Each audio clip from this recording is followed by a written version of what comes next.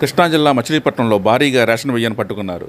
మచిలీపట్నం జగన్నాథపురంలోని మానశ్వారి దేవస్థానం ఎదురుగా గల ఓ రైస్ మిల్లో పొరుగు రాష్ట్రాన్ని తరలిస్తానికి సిద్ధంగా ఉన్న రేషన్ బియ్యాన్ని ఆదేశాల ప్రకారం డిప్యూటీ తహసీల్దార్ సుభాన్ బి ఆధ్వర్యంలో దాడి చేశారు. ఈ దాడిలో లారీలో తెలంగాణ పంపేందుకు లోడవుతున్న 210 క్వింటాల బియ్యాన్ని పట్టుకున్నారు. అనంతరం మిల్లు యజమాని రాజశేఖర్పై కేసు నమోదు చేశారు. ఉన్నతాధికారుల ఆదేశాల మేరకు అయితే మేము ఇక్కడ తనిఖీల్లో భాగంగా రావడం జరిగింది.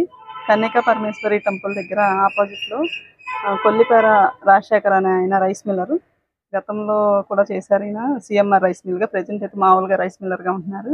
ఈయన దగ్గర లారీల్లో అయితే తరలించడానికి సిద్ధంగా పెట్టి ఉన్న వాహనాన్ని అయితే మేము ఆపడం జరిగింది. 630 బస్తాలు అయితే దొరికినాయి.